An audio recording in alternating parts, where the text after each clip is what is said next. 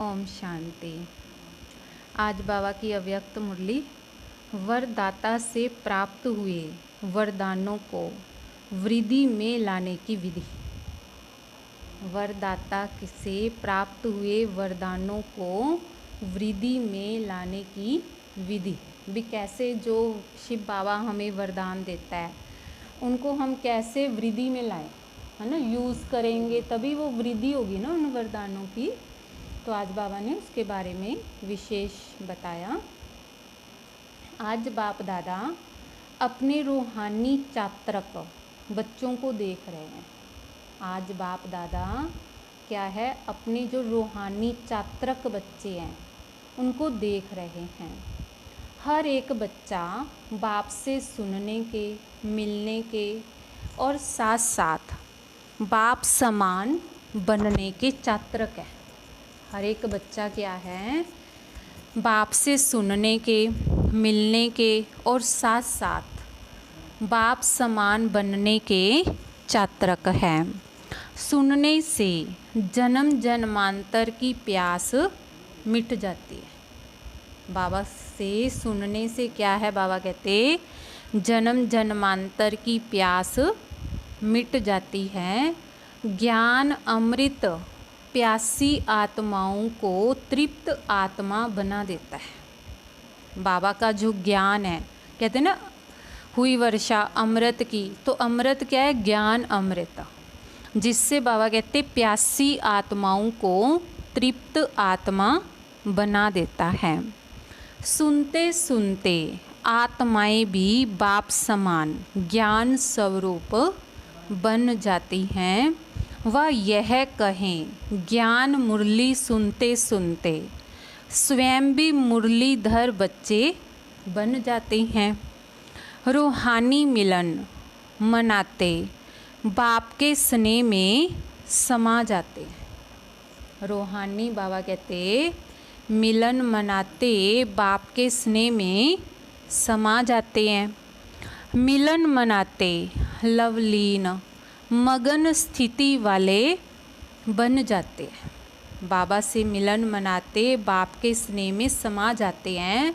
तो स्नेह में समाने के कारण स्थिति क्या हो जाती है, लवलीन मगन स्थिति वाले बन जाते हैं। मिलन मनाते एक बाप दूसरा न कोई, इस अनुभूति में समाये हुए रहते हैं। मिलन मनाते निर्विघ्न सदा बाप के संग के रंग में लाल बन जाते हैं। बाबा कहते मिलन मनाते निर्विघ्न, क्योंकि जो विघ्न है वो भी ख़त्म होती हैं जितना हम बाबा से मिलन मनाते हैं। और सदा बाप के संग के रंग में लाल बन जाते हैं।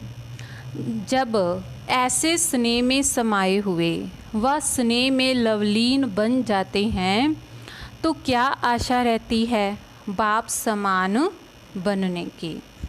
तो बाप के हर कदम पर कदम रखने वाले अर्थात बाप समान बनने वाले, बाबा के हर कदम पर कदम रखने वाले ही क्या हैं, बाबा कहते बाप समान बनने वाले। जैसे बाप का सदा सर्वशक्तिवान स्वरूप है, ऐसे बच्चे भी सदा मास्टर सर्वशक्तिवान स्वरूप बन जाते हैं। जैसे बाप का सदा क्या है, सर्वशक्तिवान स्वरूप है, तो बच्चे भी क्या बन जाते हैं, मास्टर सर्वशक्तिवान स्वरूप बन जाते हैं। जो बाप का स्वरूप है सदा शक्तिशाली, सदा लाइट, ऐसे समान बन जाते हैं। समान बनने की विशेष बातें जानते हो ना, किन किन बातों में बाप समान बनना है। समान बनने की विशेष बातें बाबा कहते जानती हो ना, कि किन किन बातों में बाप समान बनना है, बन रहे हो और बने भी हो। जैसा बाप का नाम बच्चों का भी वही नाम है। विश्व कल्याणकारी यही नाम है ना आप सबका। भगवान विश्व कल्याणकारी हैं तो बच्चे भी क्या हैं, विश्व कल्याणकारी। बाबा कहते आपका भी यही नाम है ना। तो जो बाप का रूप वही बच्चों का रूप, जो बाप के गुण वह बच्चों के गुण। तो बाप के हर गुण को धारण करने वाले ही बाप समान बनते हैं। जो बाप का कार्य है वह बच्चों का कार्य है। सब बातों में बाप समान बनना है। जो बाप का कार्य है वह बाबा कहते बच्चों का कार्य है। सब बातों में बाप समान बनना है। लक्ष्य तो सभी का वही है ना। सभी बच्चों का लक्ष्य क्या है, बाप समान बनना है। सम्मुख रहने वाले नहीं लेकिन समान बनने वाले हैं। बाबा कहते बाबा के सन्मुख रहने वाले नहीं, सिर्फ समान बनने वाले हैं। तो इसको ही कहा जाता है फॉलो फादर करने वाले। तो अपने को चेक करो, सब बातों में कहाँ तक बाप समान बने। तो अपने को क्या है, चेक करो कि सब बातों में कहाँ तक बाप समान बने हैं। समान बनने का वरदान आदि से बाप ने बच्चों को दिया है। समान बनने का वरदान शुरू से, आदि से माना शुरू से ही बाप ने बच्चों को दिया है। तो आदि का वरदान है सर्व शक्तियों से संपन्न भव। बाबा ने हमें शुरू में कौन सा वरदान दे दिया कि तुम मेरे समान क्या हो, सर्व शक्ति संपन्न भव। लौकिक जीवन में बाप व गुरु वरदान देते हैं धनवान भव, पुत्रवान भव, बड़ी आयु भव या सुखी भव का ही वरदान देते हैं। लेकिन बाप ने क्या वरदान दिया, सदा ज्ञान धन शक्तियों के धन से संपन्न भव। यही ब्राह्मण जीवन का खजाना है। माना जिसके पास ज्ञान धन आ गया, शक्तियों का धन आ गया, उसके पास सारे खजाने आ गए, है ना। वो तो एक एक वरदान देंगे, पुत्रवान भव, धनवान भव, हाँ सुखी भव। तो बाबा कहते जब से ब्राह्मण जन्म लिया तब से संगम युग की स्थापना के कार्य में अंत तक जीना अर्थात बड़ी आयु भव। जब से ब्राह्मण बने हैं तब से बाबा कहते संगम युग की स्थापना के कार्य में अंत तक जीना, है ना। जब तक सांस है तब तक जीना, बड़ी आयु भव। बीच में अगर ब्राह्मण जीवन से निकल पुराने संस्कारों में जब पुराने संसार में चले जाते हैं तो इसको कहा जाता है जन्म लिया लेकिन छोटी आयु वाले, क्योंकि ब्राह्मण जीवन से मर गए। कोई कोई ऐसे भी होते हैं जो कोमा में चले जाते हैं। कई कई बच्चे फिर ऐसे भी हैं जो ना मरे ना जिंदा, है ना, तो कोमा में चले जाते हैं। होते हुए भी ना के बराबर होते हैं भी हैं, पर कोमा में कोई सुर्त नहीं है तो ना के बराबर ही होते हैं, है ना। और कभी कभी जाग भी जाते हैं लेकिन वह जिंदा होना भी मरने के समान ही होता है। तो बड़ी आयु भव अर्थात सदा आदि से अंत तक ब्राह्मण जीवन व श्रेष्ठ दिव्य जीवन की सर्व प्राप्तियों में जीना। बाबा कहते बड़ी आयु का भव का भाव क्या है कि जब से बाबा के बच्चे बने आदि से अंत तक ब्राह्मण जीवन व श्रेष्ठ दिव्य जीवन की सर्व प्राप्तियों में जीना। तो बड़ी आयु के साथ साथ निरोगी भव का भी वरदान आवश्यक है। अगर आयु बड़ी है लेकिन माया की व्याधि बार बार कमज़ोर बना देती है तो वो जीना भी जीना नहीं है। भी अगर किसी की आयु बड़ी है, ठीक है, पर वो शरीर रोगी है उसका, हाँ, तो फिर भी वो कोई काम का नहीं है ना, जीना भी ना जीना के बराबर है। तो बड़ी आयु भव के साथ सदा तंदुरुस्त रहना अथवा निर्विघ्न रहना है। बार बार उलझन में व दिल शिकस्त की स्थिति के बिस्तर हवाले नहीं होना है। भी बार बार दिल शिकस्त हो जाना है ना, उलझन में पड़ जाना, ये क्या है, बाबा कहते बिस्तर हवाले नहीं होना है। जो कोई बीमार होता है तो बिस्तर हवाले होता है ना। छोटी छोटी उलझन तो चलते फिरते भी ख़त्म कर देते हो, लेकिन जब कोई बड़ी समस्या आ जाती, उलझन में आ जाते, दिल शिकस्त बन जाते हो तो मन की हालत क्या होती है। छोटी मोटी उलझन है, बाबा कहते वो तो चलो चलते फिरते ख़त्म कर देते हैं, लेकिन जब कोई बड़ी समस्या आ जाती, उलझन में आ जाते, दिल शिकस्त बन जाते हो तो मन की हालत क्या होती है। जैसे शरीर बिस्तर के हवाले हो जाता है, तो कोई दिल नहीं होती उठने की, चलने की व खाने पीने की, कोई दिल नहीं होती। जैसे कोई बीमार हो, है ना, मन से बीमार हो तो फिर उसका मन, शरीर भी काम नहीं करता है ना। तो ऐसे यहाँ भी योग में बैठेंगे तो दिल नहीं लगेगी, ज्ञान भी सुनेंगे तो दिल से नहीं सुनेंगे, सेवा भी दिल से नहीं करेंगे, दिखावे से व डर से, लोक लाज से करेंगे। इसको सदा तंदुरुस्त जीवन नहीं कहेंगे। तो बड़ी आयु भव अर्थात निरोगी भव इसको कहा जाता है। फिर पुत्रवान भव व संतान भव। आपके संतान हैं, 2-4 बच्चे नहीं पैदा किए हैं, संतान भव का वरदान है ना। तो 2-4 बच्चों का वरदान नहीं मिलता, लेकिन जब बाप समान मास्टर रचिता की स्टेज पर स्थित हो तब तो यह सब अपनी रचना लगती है। बेहद के मास्टर रचिता बनना, यह बेहद का पुत्रवान भव, संतान भव हो जाता।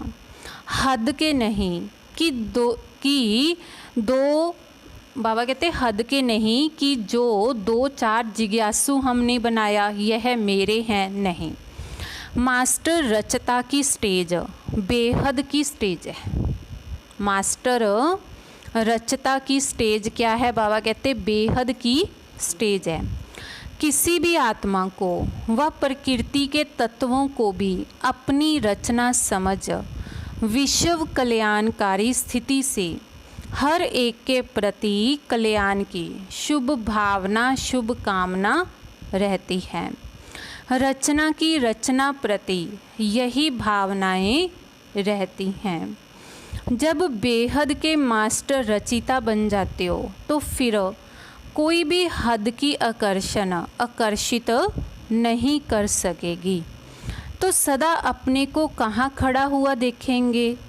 जैसे वृक्ष का रचता बीज, जब वृक्ष की अंतिम स्टेज आती है तो वह बीज ऊपर आ जाता है। भी जैसे कोई वृक्ष है ना, जब उसकी अंतिम स्टेज आ जाती है तो उसका जो बीज है वो भी ऊपर आ जाता है। ऐसे मास्टर, ऐसे बेहद के मास्टर रचिता सदा अपने को इस कल्प वृक्ष के ऊपर खड़ा हुआ अनुभव करेंगे।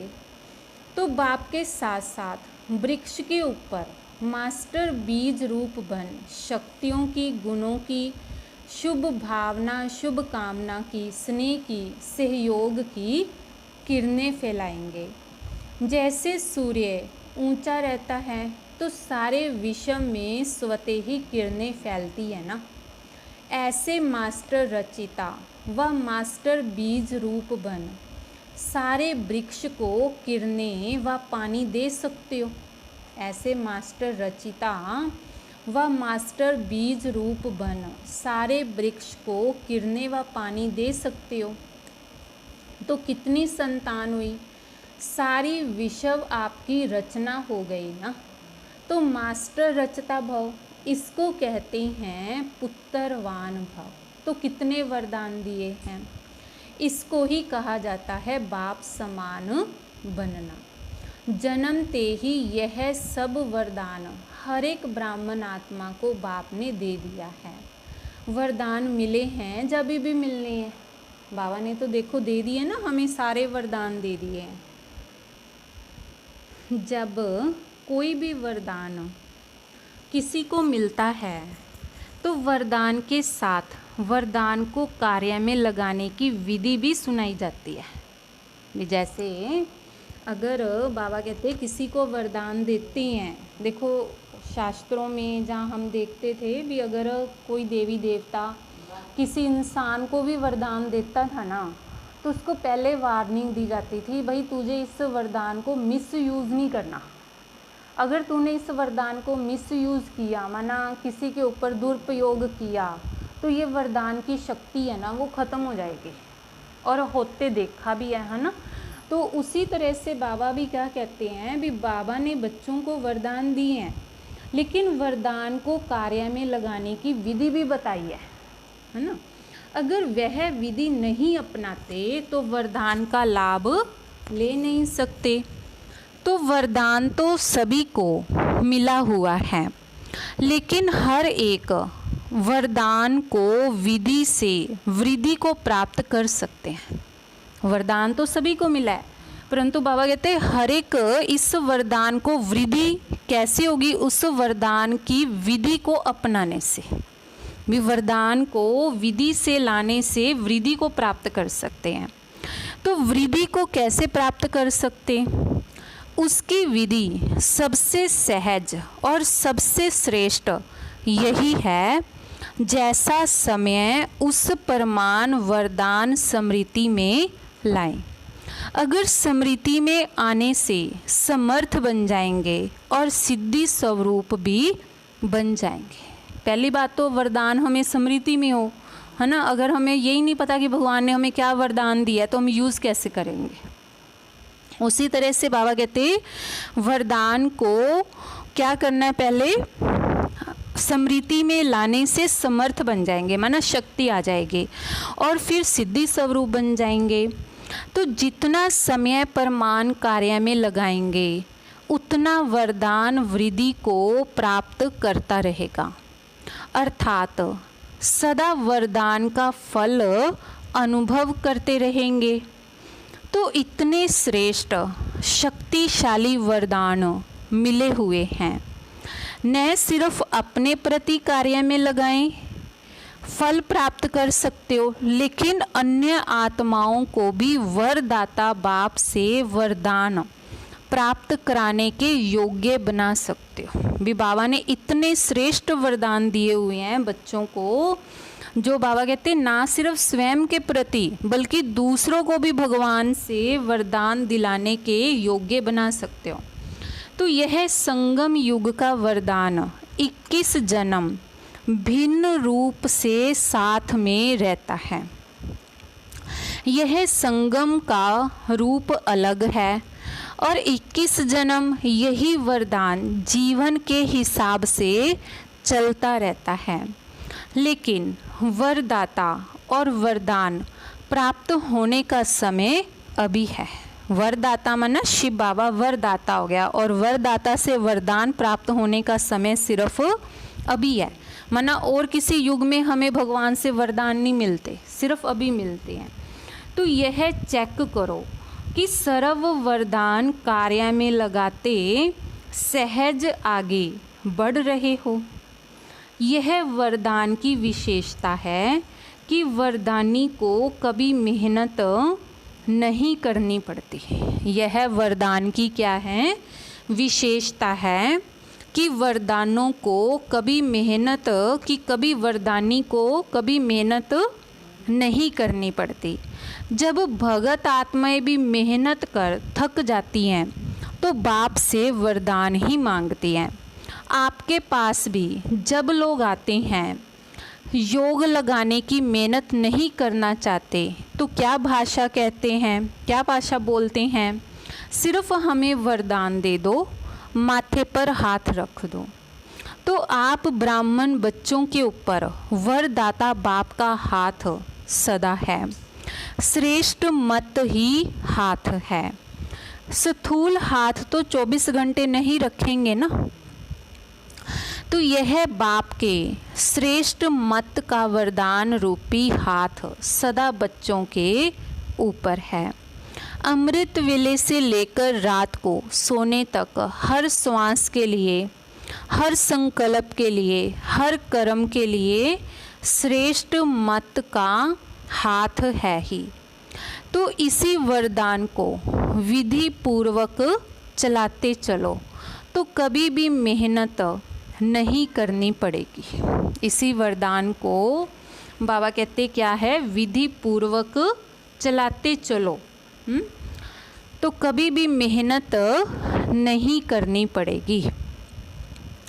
जैसे देवताओं के लिए गायन है इच्छा मात्रम अविद्या, तो यह है फरिश्ता जीवन की विशेषता। देवताओं के लिए गायन क्या है, इच्छा मात्रम अविद्या, माना उनको किसी प्रकार की कोई इच्छा है ही नहीं है ना। तो बाबा कहते यह है फरिश्ता जीवन की विशेषता। देवताई जीवन में तो इच्छा की बात ही नहीं है। इच्छा क्या करेंगे, जब इच्छा से पहले ही सब कुछ इतना कुछ पड़ा हो तो बंदे की इच्छा तो वैसे ही नहीं रहती है ना। तो उसी तरह सतयुग में सब कुछ अति में होगा, माना सुख संपत्ति सब कुछ।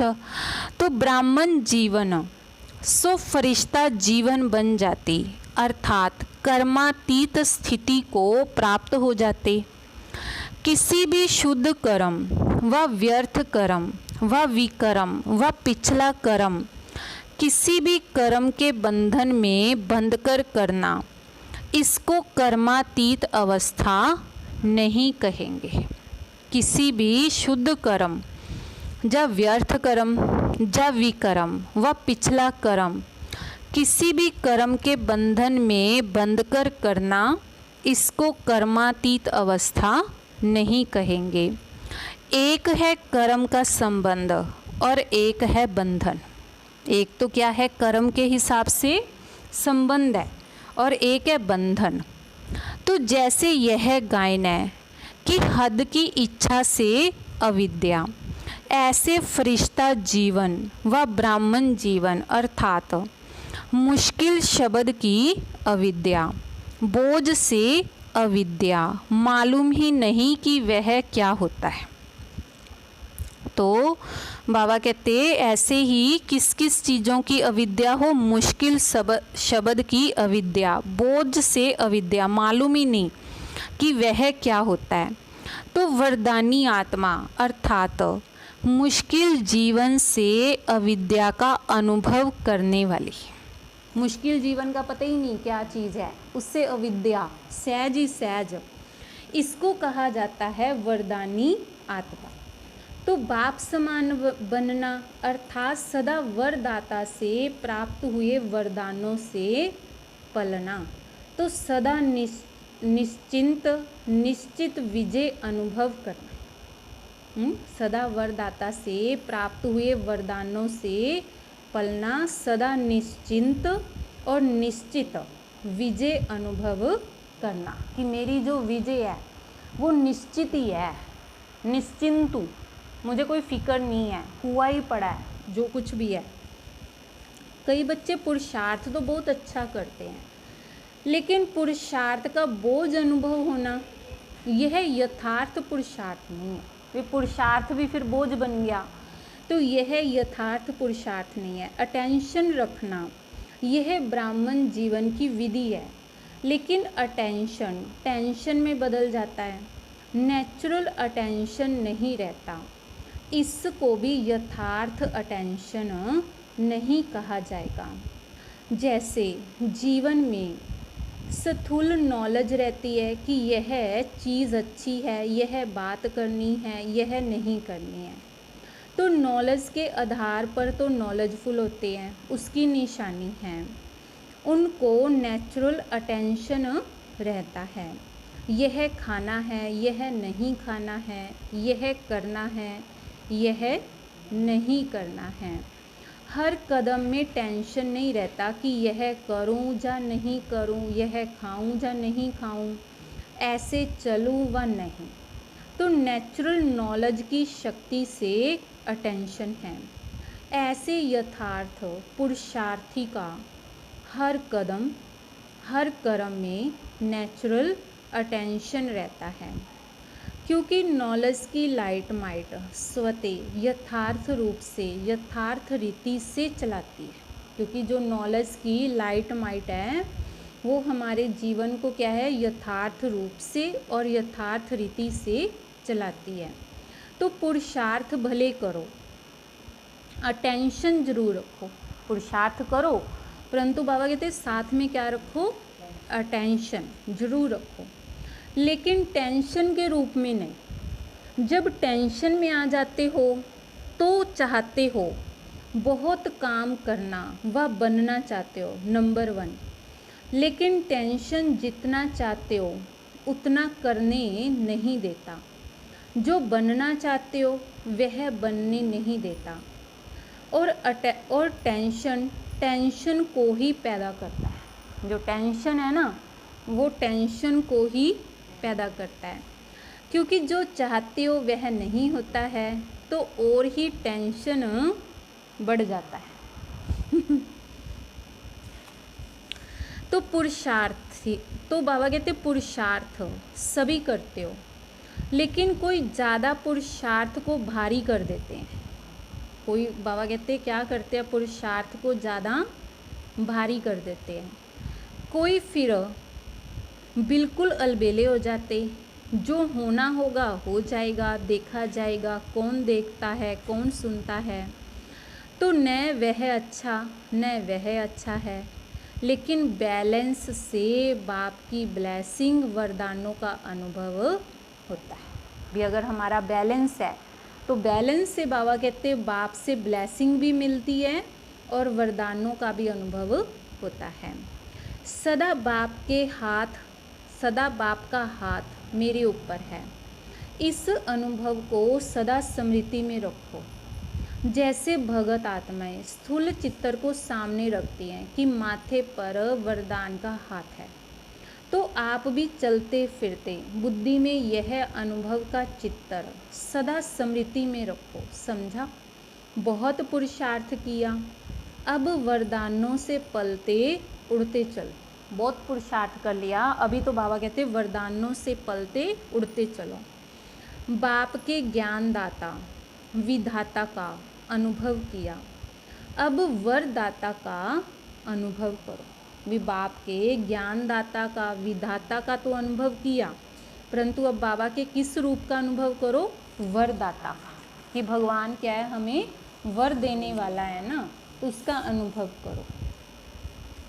तो सदा हर कदम में बाप को फॉलो करने वाले, सदा अपने को वरदाता बाप के वरदानी श्रेष्ठ आत्मा अनुभव करने वाले, सदा हर कदम सहज पार करने वाले, सदा सर्व वरदान समय पर कार्य में लगाने वाले, ऐसे बाप समान बनने वाली श्रेष्ठ आत्माओं को बाप दादा का याद प्यार के रूप में याद प्यार और नमस्ते।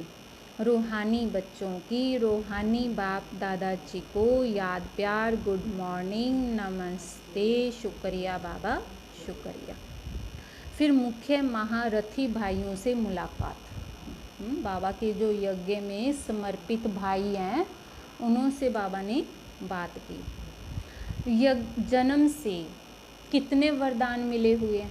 बाबा कहते जब से तुमने जन्म लिया है तब से तुम्हें कितने वरदान मिले हैं? हर एक को अपने अपने वरदान मिले हुए हैं, और वरदान भी अपने अपने अलग अलग। जन्म ही वरदानों से हुआ, नहीं तो आज इतना आगे नहीं बढ़ सकते। वरदान से जन्म हुआ इसीलिए बढ़ रहे हो। तो पांडवों की महिमा कम थोड़ा ही है। बाबा कहते पांडवों की जो महिमा है वो कोई कम थोड़ा ही है। हर एक की विशेषता का वर्णन करें तो कितनी है। यह तो भागवत बना हुआ है, वह बन जाए। कहते हैं ना भागवत किसका है, गोपियों और गोप का ही है ना। अभी गोपियों का वर्णन है और उसके साथ कृष्ण के जो सखा है, ग्वाल बाल है, उनका वर्णन है, उससे भागवत बना है। और यहाँ भी अगर बाबा कहते आपके अगर मना विशेषताओं का वर्णन करने लग जाए ना तो पूरी भागवत ही बन जाए, इतनी मोटी किताब बन जाए। हाँ, तो बाप की नज़र में हर एक की विशेषता है, और कुछ देखते भी नहीं देखते हैं, जानते भी नहीं जानते हैं। तो विशेषता सदा आगे बढ़ा रही है और बढ़ाती रहेगी। तो जन्म से वरदानी आत्माएं हैं, वह कभी भी पीछे नहीं हट सकती। सदा उड़ने वाली वरदानी आत्माएं हो। वरदाता बाप के वरदान आगे बढ़ा रहे, सदा उड़ने वाली वरदानी आत्माएं हो, क्योंकि जो वरदाता बाप के वरदान हैं वही आगे बढ़ा रहे हैं। पांडव गुप्त रहते हैं, लेकिन बाप दादा के दिल पर सदा प्रत्यक्ष हैं। अच्छे अच्छे प्लान तो पांडव ही बनाते हैं। शक्तियाँ शिकार करती, लेकिन कमाल तो लाने वालों की है। अगर लाने वाले लाए ही नहीं तो शिकार क्या करेंगी। तो इसीलिए पांडवों को विशेष अपना वरदान है। याद और सेवा का बल विशेष मिला हुआ है। याद का बल भी विशेष मिलता है, सेवा का बल भी विशेष मिलता है। क्यों? उसका भी कारण है, क्योंकि जो जितना आवश्यकता के समय कार्य में आए हैं उसको विशेष वरदान मिला हुआ है। जैसे आदि में जब स्थापना हुई तो आप पांडव मर्ज थे, इमर्ज नहीं थे। जब आदि में स्थापना हुई तो आप जो पांडव हैं बाबा कहते वो मर्ज थे, इमर्ज नहीं थे। शक्तियाँ एग्जाम्पल बनी और उन्हों के एग्जाम्पल को देख और आगे बढ़े। तो यह आवश्यकता के समय एग्जाम्पल बने। इसीलिए जितना जो आवश्यकता के समय सहयोगी बने हैं, चाहे जीवन से चाहे सेवा से, उनको ड्रामा अनुसार विशेष बल मिलता है। जो बाबा कहते अगर हम किसी के समय पर सहयोगी बनते हैं तो उन आत्माओं को ड्रामा अनुसार विशेष बल और शक्ति मिलती है। हाँ? तो बाबा कहते ड्रामा अनुसार क्या मिलता है, विशेष बल मिलता है। देखो समय के बाद अगर कोई आके बोले भी हाँ भाई मेरे को कोई काम बोलो, या मैं मदद करने के लिए खड़ा हूँ, तब क्या ज़रूरत है भाई तेरी, है ना, हाँ। तो बाबा क्या कहते हैं कि जब कोई भी समय पर, है ना, विशेष बाबा कहते सहयोगी बनता है तो उसे ड्रामा अनुसार क्या मिलता है, विशेष बल मिलता है। अपना पुरुषार्थ तो है ही है, लेकिन एक्स्ट्रा बल मिलता है। भी अपना पुरुषार्थ तो ठीक है, पर समय पर सहयोगी बनने से जो उसको सेवा का बल मिलता है ना, वो उसको एक्स्ट्रा बल मिलता है। अच्छा, सेवा करने से जो सर्व आत्माएं खुश होती हैं उसका भी बहुत बल मिलता है। भी जिन लोगों की हम सेवा करती हैं, है ना, आत्माएं खुश होती हैं, तो उनका भी तो बहुत बल मिलता है। बल कह लो, जब उनकी जो दुआएं मिलती हैं वो हमारे लिए बल है ना।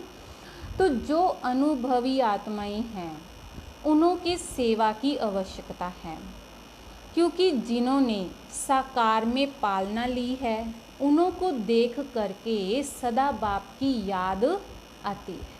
क्योंकि बाबा कहते जो अनुभवी आत्माएं हैं उन्हों के सेवा की आवश्यकता है, भी उनकी ज़्यादा आवश्यकता है, क्योंकि जिन्होंने साकार में पालना ली है उन्हों को देख करके सदा बाप ही याद आता है। तो कभी भी आप लोग यानी दादियाँ कहाँ जाएंगी तो विशेष क्या पूछेंगे, चरित्र सुनाओ, कोई बाप की बातें सुनाओ। तो विशेषता है ना, तो इसलिए सेवा की विशेषता का वरदान मिला हुआ है। चाहे स्टेज पर खड़े होकर भाषण ना भी करो, लेकिन सबसे बड़ा बाबा कहते हैं यह सबसे बड़ा भाषण है जो आपके जीवन से भगवान दिखाई देता है ना। भले आप भाषण नहीं करते हो, चरित्र सुनाकर चरित्रवान बनने की प्रेरणा देना यह सबसे बड़ी सेवा है। तो सेवा पर जाना ही है और सेवा के निमित्त बनना ही है। अच्छा, वरदान है, हद की जिम्मेवारियों को बेहद में परिवर्तन करने वाले स्मृति स्वरूप नष्टो मोहा भव। हद की जिम्मेवारियों को बाबा कहते बेहद में परिवर्तन करने वाले स्मृति स्वरूप नष्टो मोहा भव। नष्टो मोहा बनने के लिए सिर्फ अपने स्मृति स्वरूप को परिवर्तन करो। बाबा कहते हैं नष्टो मोहा बनने के लिए क्या है, अपने स्मृति स्वरूप को परिवर्तन करो। मोह तब आता है जब यह स्मृति रहती है कि हम गृहस्थी हैं। भी हम कौन है, गृहस्थी हैं, हमारा घर है, हमारा संबंध है। अब इस हद की जिम्मेवारी को बेहद की जिम्मेवारी में परिवर्तन कर दो। तो बाबा क्या कहते हैं, भी ये नहीं कहो कि मैं गृहस्थी हूँ, मैं गृहस्थी नहीं हूँ, मैं इन बच्चों की सेवा के लिए हूँ, ट्रस्टी हूँ। तो इसीलिए बाबा कहते हैं अब क्या करो, हद की जिम्मेवारी को बेहद की जिम्मेवारी में परिवर्तन कर दो। बेहद की जिम्मेवारी निभाएंगे तो हद की स्वतः ही पूरी हो जाएगी। हद की जिम्मेवारियां स्वतः पूरी हो जाएंगी जब बेहद की निभाएंगे। लेकिन यदि बेहद की जिम्मेवारी को भूल हद की जिम्मेवारी निभाते हो तो उसे और ही बिगाड़ते हो। सुधारना नहीं है बल्कि ये बिगाड़ना है। बल्कि बाबा कहते फिर तो सारा दिन चिंता है वो अपने बाल बच्चों की रहती है, बाकी दूसरों के लिए तो हमें सोचने के लिए टाइम ही नहीं है ना। और जो चिंता रहती है वो चिंता के कारण सुधरते नहीं हैं बल्कि और ही बिगड़ते हैं। तो इसीलिए बाबा कहते हैं हद की जिम्मेवारी निभाते हो तो उससे और ही बिगड़ते हैं, क्योंकि वह फर्ज मोह का मर्ज हो जाता है। भी है तो फर्ज उनकी पालना करनी, परंतु मोह का मर्ज माना कि मोह की बीमारी हो जाती है। मर्ज माना बीमारी, है ना। तो इसीलिए अपने स्मृति स्वरूप को परिवर्तन कर नष्टो मोहा बनो।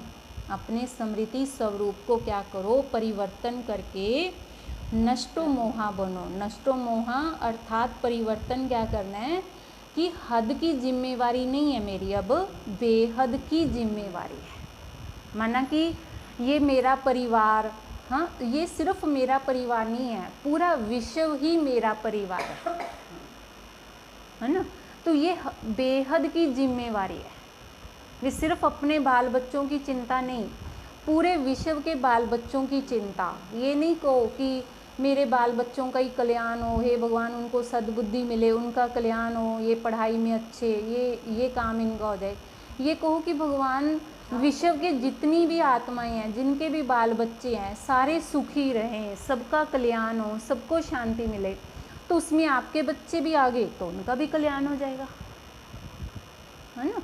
तो इस तरह से स्लोगन है, ऐसी तीव्र उड़ान भरो जो बातों रूपी बादल सेकंड में क्रॉस हो जाए। बाबा कहते ऐसी तीव्र उड़ान भरो जो बातों रूपी बादल सेकंड में क्रॉस हो जाए। कोई भी बातें हैं बाबा कहते वो हमारे सामने क्या है, पहाड़ है ना। तो पहाड़ को अगर हम तोड़ेंगे तो कब तक तोड़ेंगे, है ना, टूटना ही नहीं है वो। तो उसके लिए क्या करना है, हमें उसको तोड़ने की बजाय उसको उड़ के, है ना, फरिश्ता बन के उसको पार करना है। इसलिए बाबा कहते अब ऐसी तीव्र उड़ान भरो, माना उड़ो। बाबा के बच्चे बाबा की याद में उड़ो, बल्कि बादल रूपी जो बातों रूपी बादल है उसमें उलझ नहीं जाओ, उसको सेकंड में क्रॉस करो। ओम शांति।